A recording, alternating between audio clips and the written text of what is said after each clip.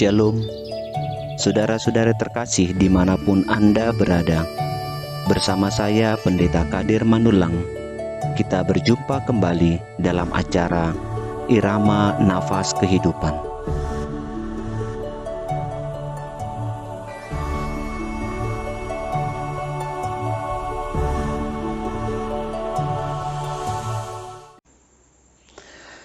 Shalom Bapak Ibu Saudara-saudara terkasih, kita berjumpa kembali dalam Irama Nafas Kehidupan. Kali ini kita ingin membahas sermon khotbah minggu pada minggu Advent yang keempat pada tanggal 20 Desember 2020. Di bawah terang topik Kerajaan Mesias yang kokoh selama-lamanya. Mari kita membuka nats kita pada saat ini yang tertulis dalam 2 Samuel pasal 7 ayat 1 sampai dengan 16. Inilah firman Tuhan. Ketika raja telah menetap di rumahnya dan Tuhan telah mengaruniakan keamanan kepadanya terhadap semua musuhnya di sekeliling, berkatalah raja kepada Nabi Nathan, "Lihatlah, aku ini diam dalam rumah dari kayu aras, padahal tabut Allah diam di bawah tenda." Lalu berkatalah Nathan kepada raja, "Baik, lakukanlah segala sesuatu yang dikandung hatimu, sebab Tuhan menyertai engkau." Tetapi pada malam itu juga datanglah firman Tuhan kepada Nathan, demikian, "Pergilah, katakanlah kepada hambaku Daud, beginilah firman Tuhan, masakan engkau yang mendirikan rumah bagiku untuk kudiami? Aku tidak pernah diam dalam rumah sejak aku menuntun orang Israel dari Mesir sampai hari ini. Tetapi aku selalu mengembara dalam kemah sebagai kediaman. Selama aku mengembara bersama-sama seluruh orang Israel, pernahkah aku mengucapkan firman kepada salah seorang hakim orang Israel yang kuperintahkan mengembalakan umatku Israel demikian, 'Mengapa kamu tidak mendirikan bagiku rumah dari kayu aras?' Oleh sebab itu beginilah kau katakan kepada hambaku Daud, beginilah firman Tuhan semesta alam, akulah yang mengambil engkau dari padang ketika menggiring kambing domba untuk menjadi raja atas umatku Israel.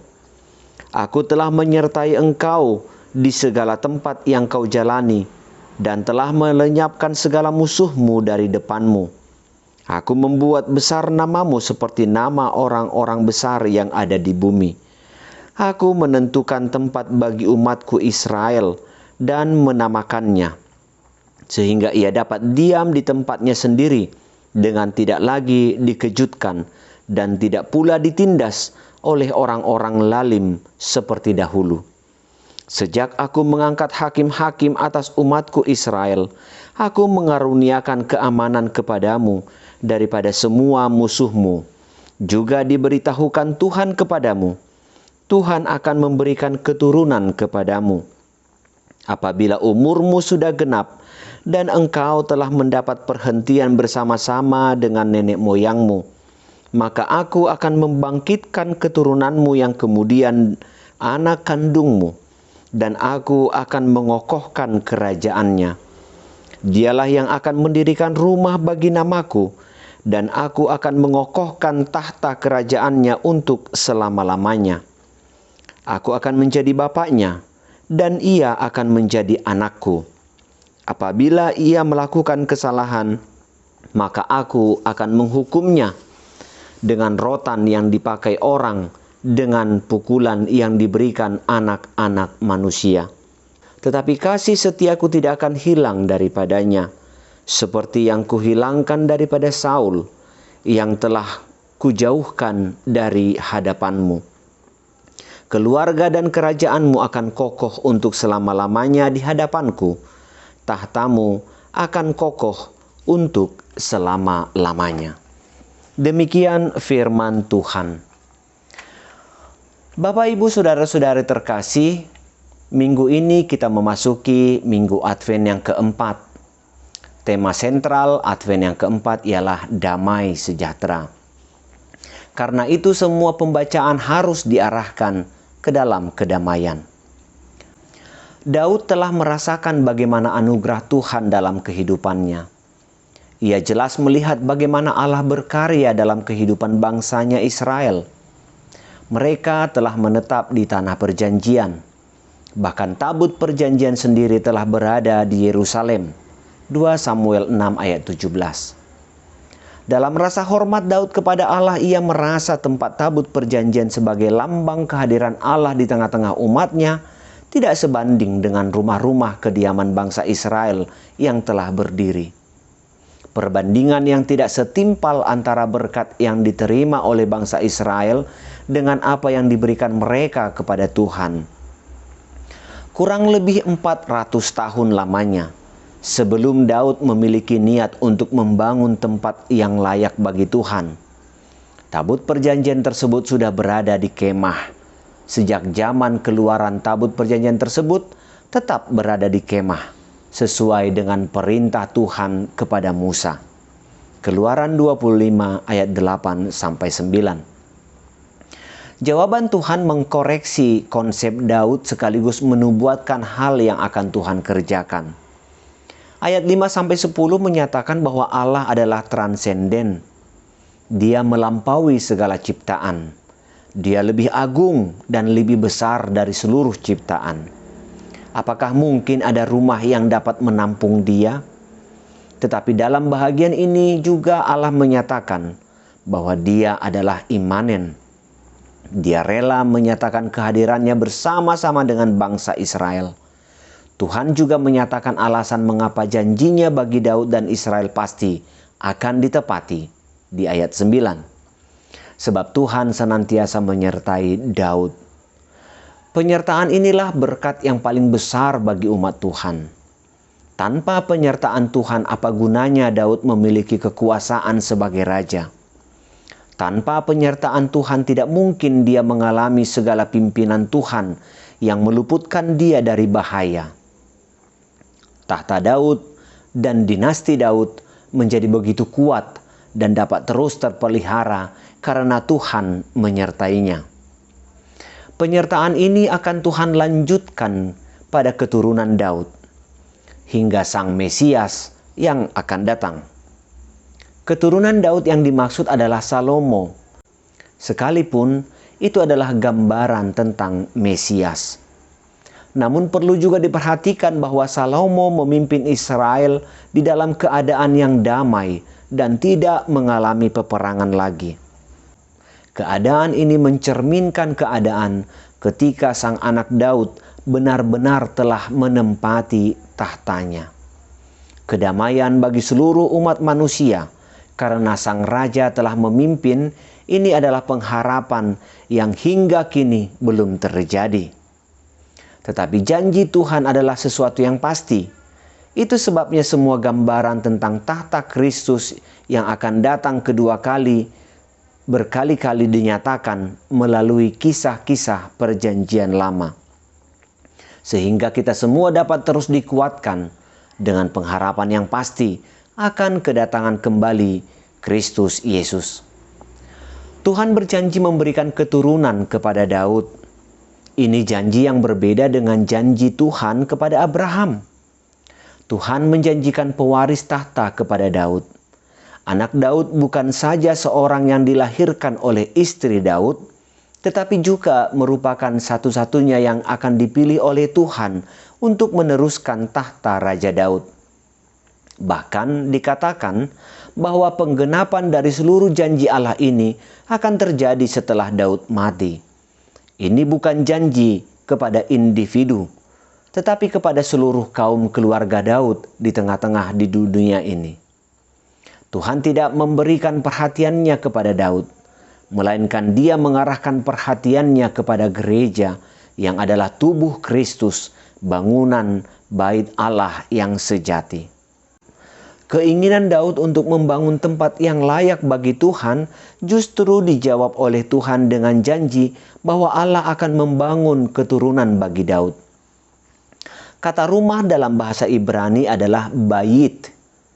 Hal ini memiliki dua arti, yaitu rumah atau keluarga.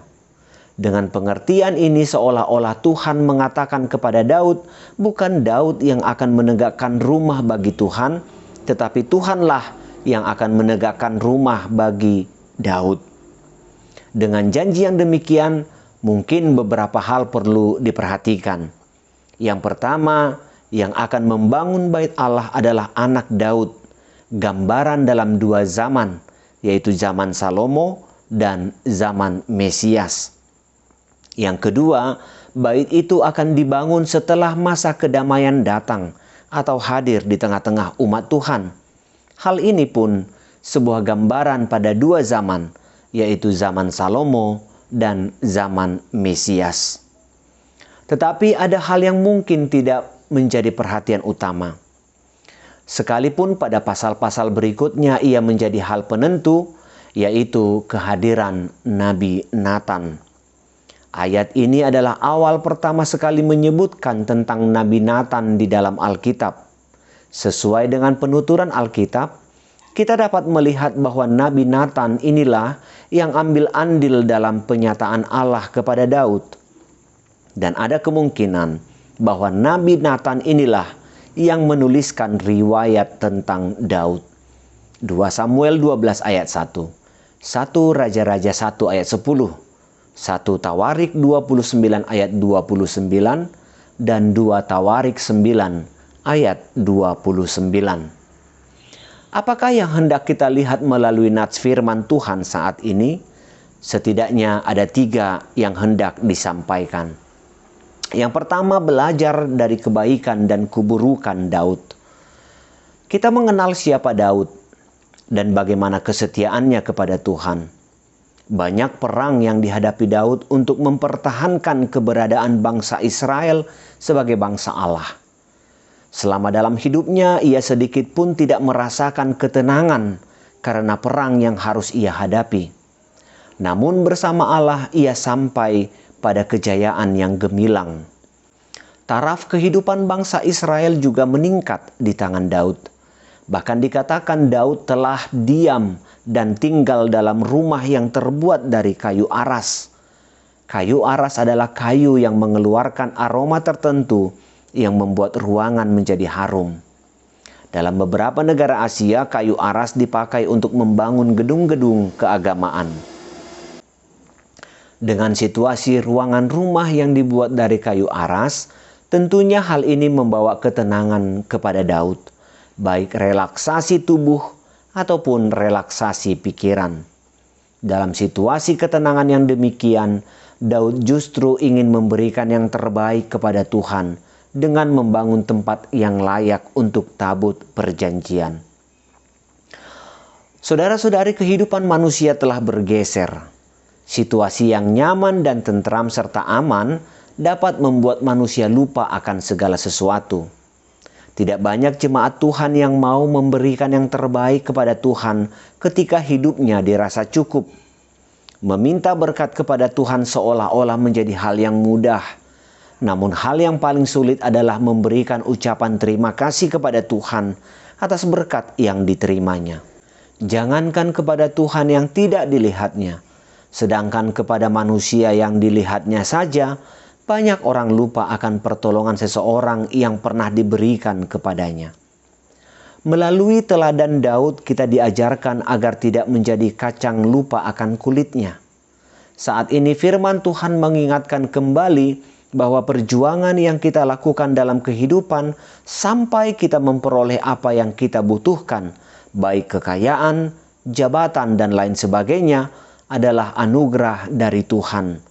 Tanpa Allah, kita bukanlah siapa-siapa. Memang sungguh teladan yang baik yang dicontohkan oleh Daud. Namun perlu untuk kita analisa, mengapa Allah tidak menerima niat baik Daud? Kemungkinan ada motivasi yang salah yang akan dilakukan oleh Daud. Memang Alkitab mengatakan bahwa tangan Daud penuh dengan darah. 1 Tawarik 22 ayat 6 sampai dengan 10. Tetapi di sisi lain, nampaknya Daud memiliki hayalan dalam membangun tempat Allah yang baik. Artinya ada motivasi yang agak berbeda dengan apa yang terjadi dalam perkataan Daud. Pernyataan ini mengingatkan kita bahwa untuk memberikan yang terbaik kepada Tuhan bukan atas motivasi tertentu. Dalam dunia gerejawi, kita sering melihat hal yang sama. Memberikan kepada gereja sering sekali karena motivasi untuk dikenal atau seolah-olah menyuap Tuhan agar apa yang diinginkannya dapat tercapai. Segala sesuatu yang terlihat baik belum tentu lahir dari kebaikan hati. Yang kedua, Allah yang tidak terbatas. Allah kita adalah Allah yang transenden. Ia tidak terbatas atas ruang dan waktu. Bagaimana mungkin satu hal yang terbatas akan tinggal diam di dalam sesuatu yang terbatas?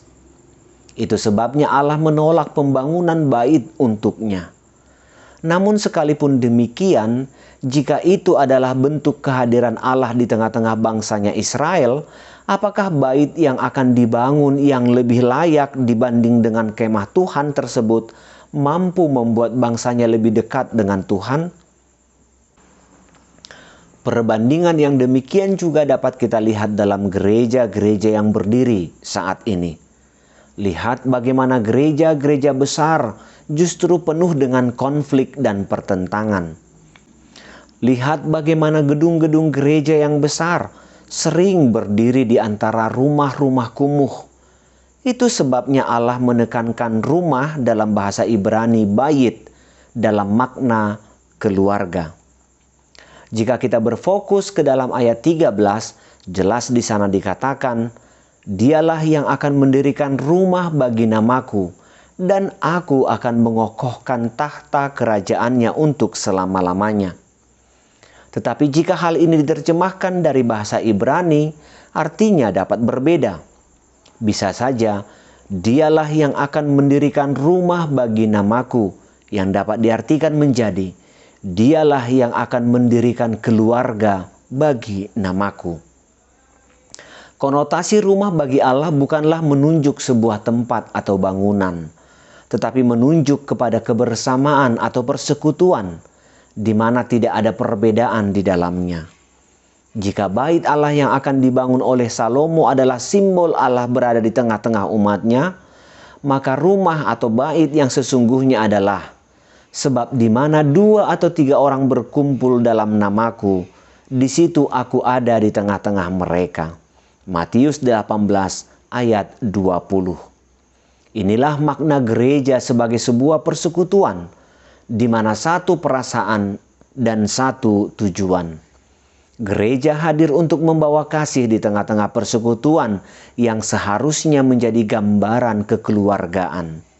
Di dalam bait atau rumah yang demikianlah damai sejahtera itu hadir sebagaimana disimbolkan dalam Advent yang keempat ini. Yang ketiga, keturunan Daud akan memerintah. Memang apa yang terjadi pada Salomo sama seperti yang dijanjikan Tuhan kepada Daud. Pemerintahan Salomo penuh dengan kedamaian. Di tangan Salomo bait Allah dibangun. Pengokohan tahta Daud juga tercipta pada zaman Salomo. Umat Tuhan bersatu dengan sempurna.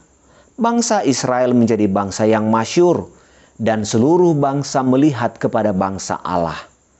Tidak ada yang mampu menandingi kemasyhuran bangsa Israel di zaman Salomo. Tetapi perkataan Allah mengenai keturunan Daud bukanlah menunjuk pada Salomo. Allah justru mewartakan kedatangan tunas Isai yang akan memerintah bangsanya. Itu sebabnya dikatakan, "Aku akan menjadi bapaknya, dan dia akan menjadi anakku." Ayat 14. Pernyataan ini jelas memperkuat nubuatan tentang Yesus Kristus yang disebut dengan anak Allah. Itu sebabnya Yesus Kristus berkata, "Barang siapa telah melihat aku, ia telah melihat Bapa." Yohanes 14 ayat 9. Salomo memang anak Daud. namun ia tidak pernah disebut dengan anak Allah. Jika perkataan Allah ini merujuk kepada Salomo, mengapa setelah Salomo bait Allah hancur dan bangsa Israel dibuang Allah akibat dosa mereka? Hal ini jelas bukan yang dimaksud oleh Allah. Tetapi dalam diri Yesus Kristus seluruh umat yang percaya diselamatkan. Ia sendiri yang menanggung dosa manusia, berperang melawan musuh-musuh umatnya, yaitu iblis kegelapan. Ia bangkit dan naik ke surga, sehingga tahta kerajaan Allah kekal, sebab anak Allah hidup untuk selama-lamanya. Amin. Terima kasih telah menyaksikan acara ini. Mari dukung acara ini melalui doa dan partisipasi kita untuk mensubscribe. Tekan juga tombol lonceng untuk memberitahu bahwa Anda mendapatkan acara yang terbaru. Tuhan memberkati.